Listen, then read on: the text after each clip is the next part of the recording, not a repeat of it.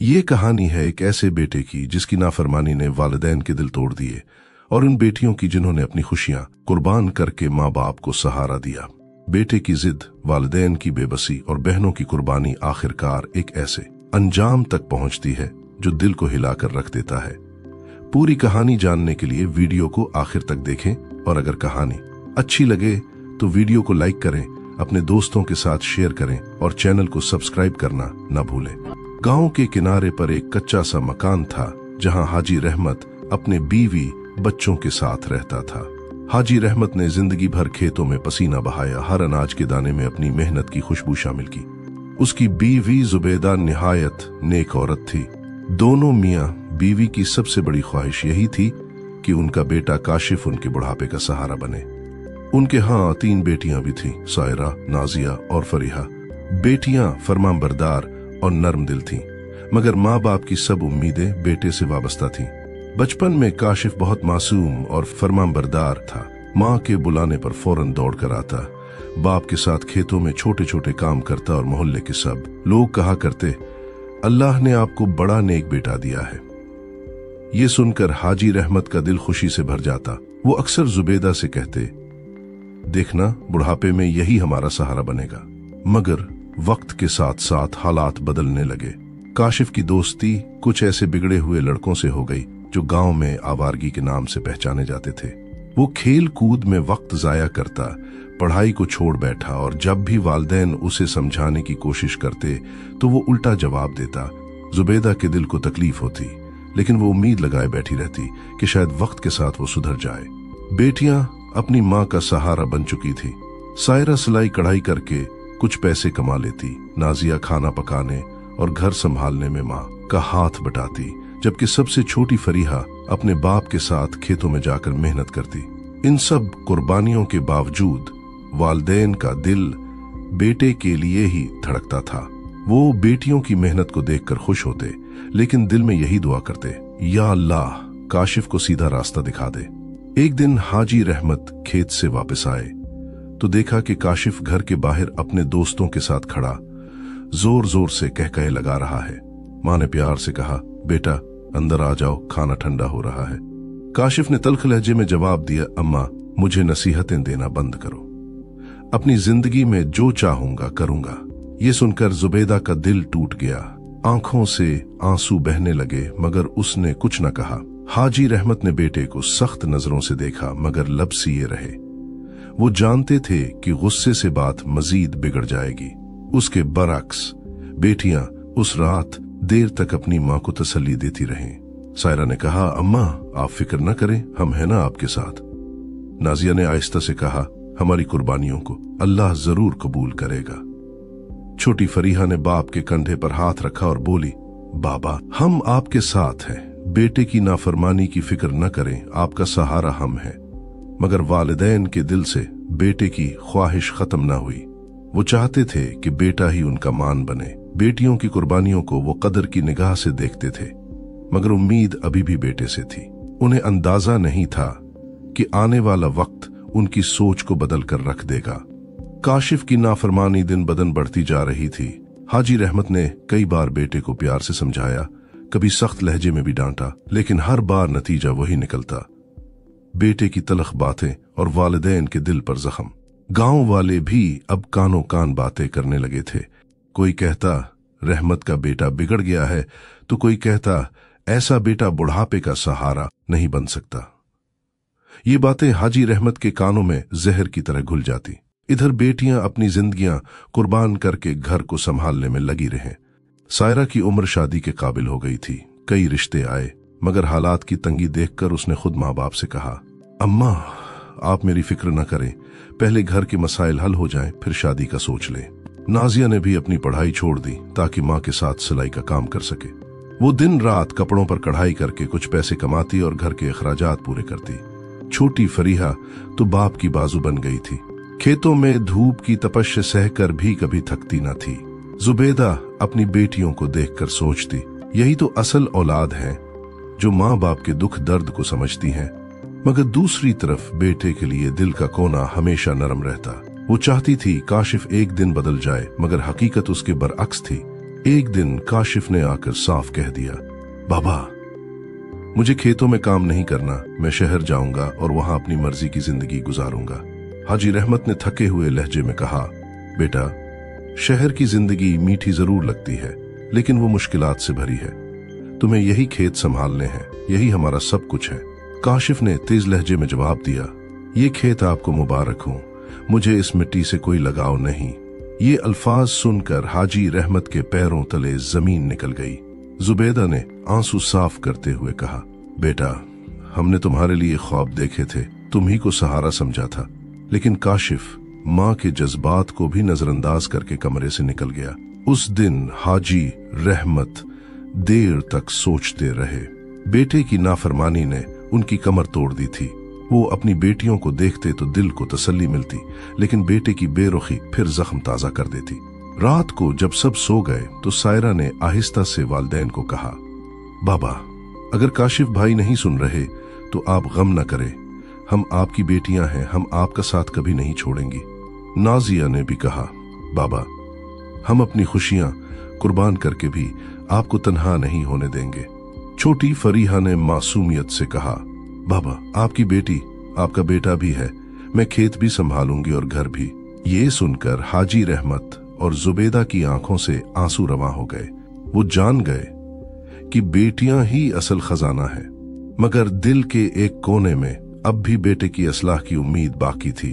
उन्हें अंदाजा नहीं था कि ये उम्मीद आने वाले दिनों में एक और कड़ी आजमाइश में बदल जाएगी।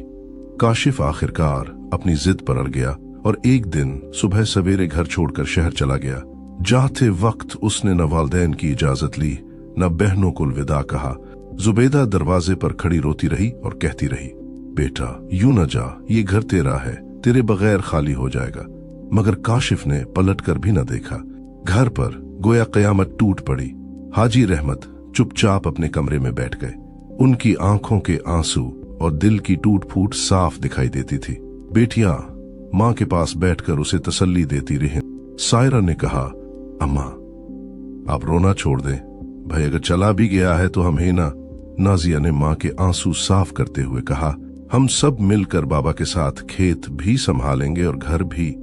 छोटी फरीहा ने बाप के करीब बैठकर आहिस्ता से कहा, बाबा आप फिक्र न करें, मैं भाई की जगह खेत में काम करूंगी। इन मासूम जुमलों में ऐसी मिठास थी कि वालिदैन के टूटे दिल को वक्ती सहारा मिल गया। लेकिन हकीकत ये थी कि बेटे का खाली कमरा और उसकी बेरहमी घर के हर कोने में गूंजती रही। शहर जाकर काशिफ ने अपनी मर्जी की जिंदगी शुरू की। वो बिगड़े हुए दोस्तों के साथ रहता, ऐशो अशरत में वक्त गुजारता और कभी कभार माँ बाप को खत लिखने की भी जहमत न करता। गांव में लोग हाजी रहमत को ताने देते, बेटे को बड़ा मान देते थे ना, देखो अब कहाँ है। ये ताने रहमत के दिल पर नश्तर की तरह लगते, लेकिन वो खामोश रहते रहे। इधर बेटियां अपनी कुर्बानियां मजीद बढ़ा रही थी। सायरा ने अपनी शादी की पेशकश खुद ही ठुकरा दी ताकि माँ बाप को फिक्र ना हो। नाजिया ने दिन रात मेहनत करके गांव की औरतों के कपड़े सीने शुरू कर दिए। उसकी सिलाई से घर के अखराजात पूरे होने लगे। छोटी फरीहा बाप के साथ खेतों में हल चलाती, बीज बोती और कड़ी धूप में पसीना बहाकर जमीन को जरखीज बनाती। गांव के लोग हैरान थे कि रहमत की बेटियां बेटों से बढ़कर साबित हो रही हैं। वो कहते, अल्लाह ने वाकई इन बच्चियों के दिल में खिदमत का जज्बा डाल दिया है। एक दिन हाजी रहमत खेत में गिर पड़े। धूप और थकन ने उनकी हिम्मत तोड़ दी थी। फौरन फरीहा ने उन्हें सहारा दिया और पानी पिलाया।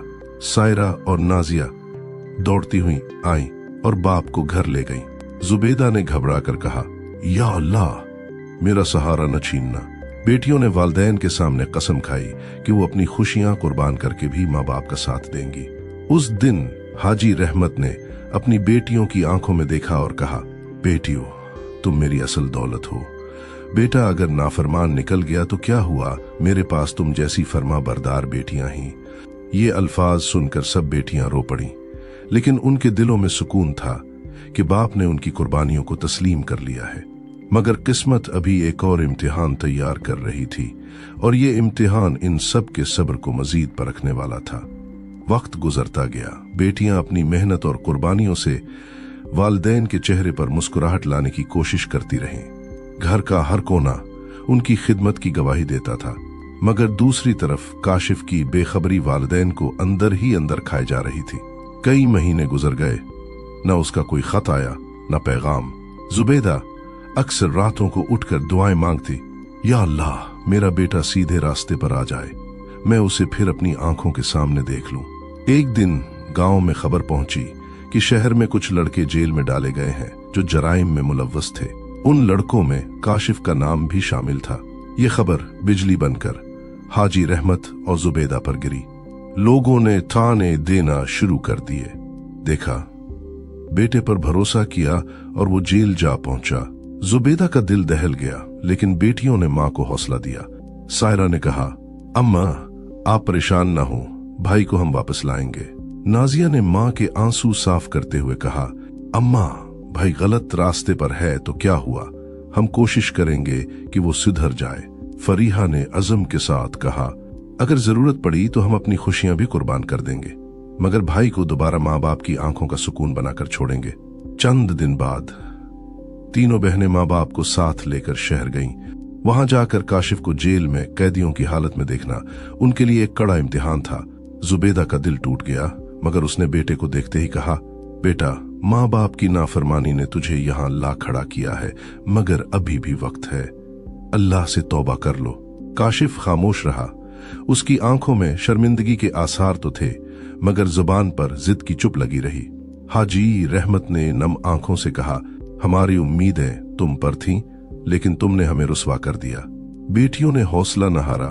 उन्होंने शहर के वकीलों के चक्कर लगाए, सिलाई कढ़ाई के पैसे इकट्ठे करके भाई की रिहाई के लिए रकम का इंतजाम किया। सायरा ने अपने जहीज के कपड़े बेच दिए, नाजिया ने दिन रात काम करके पैसे जोड़े और छोटी फरीहा ने गांव के खेत से हासिल होने वाली कमाई तक दे दी। ये सब कुर्बानियां सिर्फ इसलिए थीं कि भाई को नई जिंदगी मिले। बिलाखिर बेटियों की कोशिशों से काशिफ जमानत पर रहा हो गया। जेल से निकलते वक्त उसकी नजरें शर्म से झुकी हुई थीं। मां ने उसे सीने से लगा लिया और कहा, बेटा देख लिया नाफरमानी का अंजाम, अगर ये बहनें कुर्बानी न देती तो आज भी तू अंधेरों में होता। काशिफ ने बहनों की तरफ देखा। उनके चेहरों पर थकन तो थी, मगर आंखों में सुकून था। वो समझ गया कि बहनों ने अपनी ख्वाहिशात कुर्बान करके उसे बचाया है। दिल में नदामत की चिंगारी जागी, मगर अभी वो खुलकर कुछ न बोला। रहमत और जुबैदा को उम्मीद की करण नजर आई कि शायद अब बेटा सुधर जाएगा, मगर आने वाला वक्त ये फैसला करेगा कि काशिफ वाकई बदल गया या नहीं। काशिफ घर तो वापस आ गया, लेकिन उसके दिल में अभी भी जिद और गुरूर बाकी था। बहनों की कुर्बानियों ने उसे वक्ती तौर पर बदलने पर मजबूर किया, मगर पुरानी आदतें आसानी से कहां छूटती हैं। वो चंद दिन तक खामोश रहा, लेकिन फिर आहिस्ता आहिस्ता पुराने दोस्तों से दोबारा मिलने लगा। एक शाम हाजी रहमत खेत में बैठे सोच रहे थे कि अचानक फरीहा दौड़ती हुई आई और बोली, बाबा काशिफ भाई फिर उन्हीं लड़कों के साथ है जो उसे जेल तक ले गए थे। ये सुनकर हाजी रहमत के आंसू निकल आए। जुबैदा ने भी बेटे को बहुत समझाया, मगर उसके कान पर जूं तक न रेंगी। बेटियों ने हिम्मत न हारी। सायरा ने एक रात भाई के कमरे में जाकर कहा, भाई हमने अपनी खुशियां कुर्बान करके आपको जेल से निकाला, क्या आपको हमारी मेहनत याद नहीं? नाजिया ने कहा, हमने जहेज के कपड़े बेचे, दिन रात काम किया, सिर्फ इसलिए कि आप हमारे माँ बाप की आंखों की ठंडक बन जाएं। फरीहा ने रोते हुए कहा, भाई आप हमारे ख्वाब न तोड़ें, हमें दोबारा शर्मिंदा न करें। इन अल्फाज ने काशिफ के दिल में हलचल मचा दी। उसने अपनी बहनों के चेहरों पर कुर्बानियों की झलक देखी। उसकी आंखों के सामने वो लम्हे घूमने लगे जब बहनों ने अपने आराम और खुशियां छोड़कर उसके लिए मेहनत की थी। आखिरकार उसकी जिद टूट गई। काशिफ रोता हुआ वालिदैन के कदमों में गिर गया और कहा, बाबा अम्मा मैंने आप दोनों को बहुत दुख दिए, मेरी नाफरमानी ने आपका दिल तोड़ा, मुझे माफ कर दीजिए। फिर उसने बहनों की तरफ देखा और कहा, तुम सब मेरी असल जिंदगी हो, अगर तुम कुर्बानी न देती तो मैं आज भी अंधेरों में भटक रहा होता। अब मैं वादा करता हूं कि अपनी जिंदगी बदल दूंगा। वो दिन काशिफ की जिंदगी का मोड़ बन गया। उसने पुराने दोस्तों से नाता तोड़ लिया और खेतों में बाप का साथ देने लगा।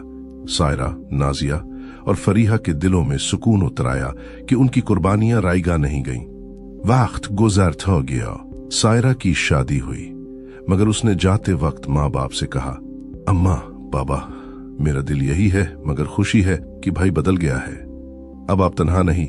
नाजिया ने भी अपनी मेहनत जारी रखी और कहा, मैं अपनी जिंदगी का हर लम्हा आपके सुकून के लिए वक्फ करूंगी।